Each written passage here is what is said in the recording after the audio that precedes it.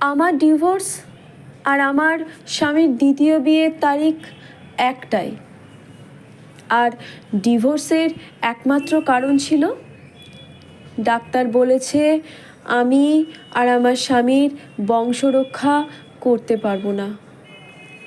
আমি সুমি, দেখতে সুন্দরী হওয়ায় ইন্টারে পড়ার সময়ই ফয়সালের সাথে আমার বিয়ে হয় পারিবারিকভাবেই। ওদের আর্থিক সামাজিক অবস্থান আমাদের তুলনায় অনেক উপরে। আমাকে দেখে ফয়সালের ভালো লেগে যায়, তাই তার মা আমাদের অবস্থা জেনেও বিয়েতে রাজি হতে বাধ্য হয়।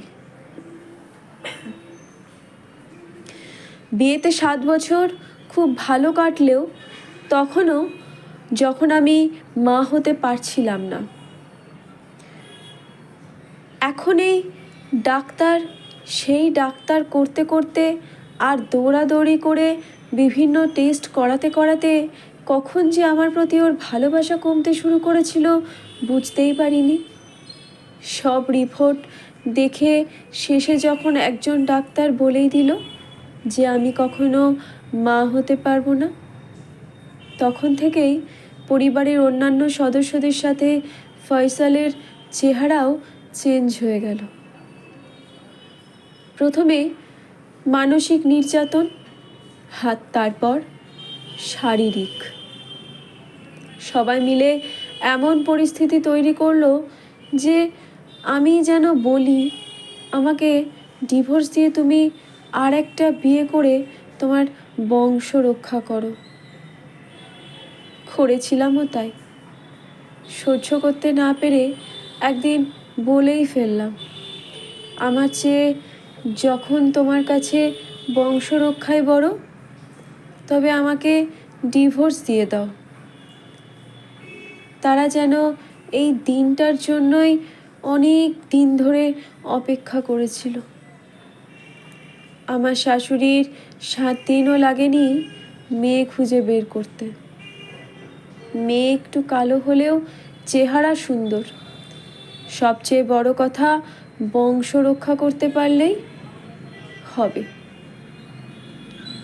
ওর বিয়ের আগের দিন রাতেই ও আমাকে জানালো যে তার পরের দিনই তার বিয়ে। সকাল সকাল যেন সব গুছিয়ে নিই। আমাকে নিয়ে উকিলের কাছে গিয়ে ডিভোর্স পেপারে সাইন করে আমাকে ভাইয়ের বাসায় পৌঁছে দেবে। ফিরে এসে সে বিয়ের পিঁড়িতে বসবে। আমিও রাতেই সব গুছিয়ে রাখলাম। সাথে স্মৃতি হিসাবে আমাদের একটা ছবিও নিলাম। ছবি দেখে আয়োজন করে কাঁদতে তো পারবো, কাঁদার জন্য তো একটা উপকরণ লাগে, তাই না? দুজনের সম্মতিক্রমেই ডিভোর্স পেপারে সাইন করে একটা উবার কল করলো ফয়সাল, যেন আমাকে তাড়াতাড়ি পৌঁছে দেওয়া যায়। গাড়িতে বসে তার হাতটা কিছুক্ষণের জন্য ধরতে চেয়েছিলাম, সে না করেনি। কয়েক সেকেন্ডে বুঝেছিলাম এই স্পর্শে কোনো ভালোবাসা নেই, শুধু বলার জন্যই ধরা। ছেড়েও দিয়েছিলাম কয়েক সেকেন্ড পরেই। বুঝেছিলাম অবশিষ্ট বলে আর কিচ্ছু নেই। আমাকে বাড়ির সামনে নামিয়ে দিয়ে সেই গাড়িতেই আবার উঠে বসলো ফয়সাল। তাকে তাড়াতাড়ি যেতে হবে, তার জন্য নতুন জীবন অপেক্ষা করছে যে। তার ছবি নিয়ে আমারও আর আয়োজন করে কাঁদা হয়নি। বাবা মা বেঁচে না থাকায় একমাত্র ভাই ও তার স্ত্রী আমাকে বিয়ে দেওয়ার জন্য প্রায় পাগল, যেন ঘাট থেকে নামাতে পারলেই বেঁচে যায়। সুন্দরী হওয়ায় কয়েকদিন পর থেকেই বিয়ের প্রস্তাব আসা শুরু করলো। তবে তার কোনোটাই স্বাভাবিক প্রস্তাব না। একজন ডিভোর্সি সবজির ব্যবসায়ী সন্তান হবে না শুনেই পালিয়ে গেল। একজন রিহাব থেকে ফিরে আসা নেশাখোর আমার সৌন্দর্যের প্রেমে পড়ে যদি তার নেশার ঘোর কেটে যায় তবে তো সোনাই সোহাগা। শেষ পর্যন্ত ভালো পাত্র পাওয়া গেল, তবে তার বয়স 65। স্ত্রী মারা গিয়েছে 4 বছর আগে। 2 ছেলে বিয়ে করে ঢাকায় বাসা নিয়ে থাকে। 2-3 বছর পর তাদের কয়েকদিনের জন্য আসা যাওয়া। একমাত্র মেয়ে স্বামী সন্তান নিয়ে কানাডা প্রবাসী। তার সঙ্গ দেওয়ার কেউ নেই। অনেক সম্পত্তির মালিক হলেও বাড়িতে তাকে একাই থাকতে হয়। দুটো রান্না করে খাওয়ানোরও কেউ নেই। তাই 3 সন্তান মিলে সিদ্ধান্ত নিয়েছে তাদের বাবাকে বিয়ে দিয়ে দেবে। তবে পাত্রী এমন হতে হবে যে কখনো মা হতে পারবে না, কারণ এই বয়সে তারা চায় না তাদের বাবার বংশ আরও বড় হোক। শুধু তাদের বাবার খেদমতের জন্য, আর তারা যখন আসবে তাদের যেন কোনো কষ্ট না হয় সেজন্য একজন মেয়ে মানুষ দরকার। কাজের মেয়েরা তো আর এইসব দায়িত্ব নেবে না। আর আমি তো তাদের চাওয়া অনুযায়ী পারফেক্ট। সন্তান তো হবেই না, সাথে সুন্দরী। দেখার 7 দিনের মাথায় আমাকে বিয়ে করে নিয়ে গেলেন 65 বছর বয়সের সেই ভদ্রলোক। বয়স বেশি হলেও ভালোবাসা, রোমান্টিকতার কমতি ছিল না লোকটার মধ্যে। আমিও অতীতের সব ভুলে তার সেবা যত্ন করা, তার ছেলে মেয়ে নাতি নাতনিদের সাথে ফোনে কথা বলা, সংসারের সব গুছিয়ে রাখা, এগুলো করেই ভালো থাকতে অভ্যস্ত হয়ে গিয়েছিলাম। বিয়ের 3 বছরের মাথায় হঠাৎ নিজের মধ্যে কারো অস্তিত্ব অনুভব করতে পারলাম। প্রথমে খুশিতে চিৎকার দিতে ইচ্ছা করলেও যখন মনে পড়ে গেল, মনে হলো আমাকে ভদ্রলোক বিয়ে করার প্রধান কারণ ছিল আমার সন্তান সন্ততি না হওয়া। এক মুহূর্তেই আমার সব খুশি বিষাদে পরিণত হলো। কি করব কিছুই বুঝে উঠতে পারছিলাম না। কয়েকদিন ধরে অনেক সাহস সঞ্চয় করে কেঁদে কেটে বুক ভাসিয়ে এক রাতে ওনাকে বলেই দিলাম আমার অনাগত সন্তানের সুসংবাদ। মনে মনে ভেবেছিলাম প্রথমে মেনে নিতে না চাইলেও পরে নিশ্চয়ই খুশিই হবে। আমি আর ভদ্রলোক 2 জন মিলে আমাদের সন্তানকে বড় করে তুলব। অন্য কেউ তো আর নেই এ বাড়িতে। ওনার সাথে বেমানান লাগলে আমি ওকে স্কুলে নিয়ে যাব। ও সব দায়িত্ব আমি পালন করব। উনি শুধু আমাকে একটু একটু সাপোর্ট দিলেই হবে। কিন্তু হলো তার বিপরীত। শোনার সাথে সাথেই বলল এই সন্তান রাখা অসম্ভব। তাহলে নাকি সে তার সন্তানদের কাছে আর মুখ দেখাতে পারবে না। যেভাবেই হোক এই সন্তানকে গর্ভেই মেরে ফেলতে হবে। পরদিন তিনি আমাকে দূরের একটা হসপিটালে নিয়ে গেলেন যেন পরিচিত কেউ এ ঘটনা জানতে না পারে। ডাক্তার সব পরীক্ষা নিরীক্ষার পর বলল অনেক দেরি হয়ে গেছে, এখন আর কিছুই করা সম্ভব নয়। ওনার মাথায় যেন আকাশ ভেঙে পড়ল। চিন্তার ছাপ চোখে মুখে।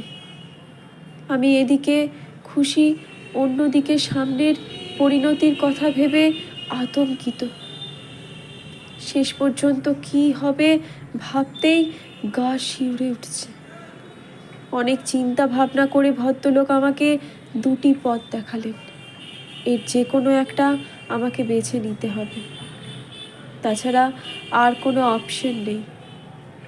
একটা পথ হলো সন্তান না হওয়া পর্যন্ত সবার কাছ থেকে আমাকে পালিয়ে থাকতে হবে। সন্তান হওয়ার পরই সে ভালো পরিবার দেখে অন্য কাউকে এই সন্তান দত্তক দিয়ে দেবেন। তাহলে আর কেউ এই ঘটনা জানতে পারবে না। সন্তানদের সামনেও প্রশ্নের সম্মুখীন হতে হবে না। সে এবং সন্তানেরা তো বিয়ের আগেই বলে দিয়েছে আর বংশ বৃদ্ধি করা যাবে না। এই শর্তেই আমাকে বিয়ে করা। আর দ্বিতীয় পথ হলো সোজা ডিভোর্স। আমি নিজেই তাকে ডিভোর্স দিলে সে সন্তানদেরকে বলবে আমার অন্য সম্পর্ক থাকায় আমি তাকে ডিভোর্স দিয়ে চলে গেছি, তার কিছুই করার ছিল না। তাহলে সন্তানরা আর কোনো কিছু জানতে চাইবে না। মানে অবস্থাটা এমন যে তুমি চলে যাও, আর না হয় আমি তোমাকে দিয়ে আসি। মানে ওখানে যাওয়াটা অপশন শুধু ঘুরিয়ে বলা। ওনার দুই অপশনেই একটাই মূল কথা, উনি এই সন্তান রাখবেন না। ডিভোর্স দিয়ে চলে গেলে ভাইয়ের ঘাড়ে আবার বোঝা হতে হবে। সমাজের মানুষের তিরস্কার, অন্ধকার ভবিষ্যৎ, এগুলো ভেবে সে সিদ্ধান্ত থেকে পিছিয়ে গেলাম। বাকি থাকলো প্রথম অপশন, ওটাই মেনে নিতে হবে। তবুও নিজের সন্তান তো ভালো থাকবে, আর আমিও ভালো থাকব। অনেক কান্নাকাটি করে জন্মের পর সন্তানকে 7 দিন কাছে রাখার অনুমতি পেলাম। 7 দিন পরেই তার পূর্ব থেকেই ঠিক করে রাখা একজন লোক এসে আমার সন্তানকে দত্তক হিসেবে নিয়ে যাবে, আর আমি আবার আগের মতন হয়ে যাব। কেউ বুঝতেও পারবে না আমি মা হয়েও মা হতে পারলাম না। আমি বন্ধ্যায় থেকে গেলাম। আজ সেই দিন। আমার 7 দিনের ছেলে সন্তানকে নিজ হাতে গোসল করিয়ে, নতুন জামা পরিয়ে, কপালে কালো টিপ দিয়ে রেডি করে দিয়েছি। যদিও তার যারা নেবে তারা নাকি বলেছে কিছুই দিতে হবে না, তারা সব রেডি করেই দত্তক নিতে আসবে। তবুও মায়ের মন তো।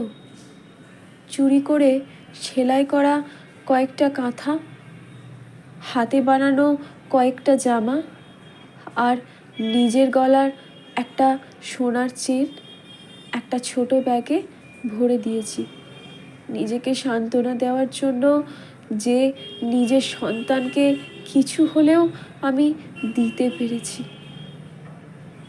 ওনার কাছে শুনেছি আমার ছেলের নতুন বাবা মা অনেক বড়লোক, কোনো কিছুরই অভাব হবে না, সোনার চামচে খেতে পারবে। যাক, অন্য কারোর কাছে হলেও আমার সন্তান ভালোই থাকবে। ওনারা চলে এসেছেন দামি একটা গাড়ি করে, বাইরের ড্রয়িং রুমে বসে আছেন। ভদ্রলোক গিয়েছেন নিজের বংশের ছোট ছেলেকে অন্যের হাতে তুলে দিতে, অন্যের বংশ রক্ষা করতে। আমার সেখানে যাওয়া নিষেধ। তারাও আমার ছেলেকে নিয়ে সোজা বাসায় চলে যাবেন। পথে যেন এই এলাকার কারোর সাথে দেখা না হয়। শেষবারের মতো নিজের সন্তানকে দেখার লোভ সামলাতে পারলাম না। দু চোখ পানিতে বুক ভাসিয়ে চুপি চুপি ওই রুমের জানলার পাশে এমনভাবে দাঁড়ালাম যেন আমাকে দেখা না যায়, কিন্তু আমি তাদেরকে দেখতে পারবো। আমার সন্তানকে শেষবারের মতো দেখতে পারবো। এটাই এখন আমার কাছে অনেক বড় কিছু। কিন্তু সেখানে দাঁড়িয়ে যা দেখলাম তাতে আর ছেলেকে শেষ দেখা হলো না। কারণ যারা আমার সন্তানকে নিতে এসেছে তারা আমার প্রাক্তন স্বামী আর তার স্ত্রী। ওদের দিকেই আমার চোখ আটকে গেল। আমি যেন নিজের চোখে বিশ্বাস করতে পারলাম না। আবার দেখলাম, বারবার দেখলাম, না, আমার ভুল হচ্ছে না। এই তো এই তো ফয়সাল, এত বছর পরেও একটুও পরিবর্তন হয়নি, ঠিক আগের মতনই আছে। তার মানে আবার বিয়ে করেও তার বংশরক্ষা হয়নি? তাহলে আমি কি দোষ করেছিলাম? আমাকে পাশে রেখেও তো সন্তান দত্তক নিতে পারত। একই অপরাধের শাস্তি দুজনের জন্য দুরকম কেন? সব কষ্ট শুধু আমাকেই কেন সইতে হবে? আমার সাথেই কেন এত অবিচার? শেষে কি হলো? তার বংশ রক্ষার দায়িত্ব আমার উপরেই এসে পড়ল। আমার মাধ্যমেই আমার স্বামীর বংশ রক্ষা হবে, যখন আমি তার স্ত্রী নই। ভাগ্যের কি পরিহাস! একজনের বংশ রক্ষা করতে পারবো না বলে আমাকে ছেড়ে দিল, আরেকজন বংশবৃদ্ধি করবে না বলে আমার সন্তানকেই ওই একজনের হাতেই তুলে দিল। তার স্ত্রীর সন্তানই তার বংশ রক্ষা করবে, যখন সে আর তার স্ত্রী নয়। সে কোনো দিনও জানবেই না সন্তান না হওয়ার কারণে যে স্ত্রীকে ডিভোর্স দিয়েছিল সেই স্ত্রী তার বংশ রক্ষা করেছে। সংগৃহীত, কণ্ঠে পায়েল ঠাকুর।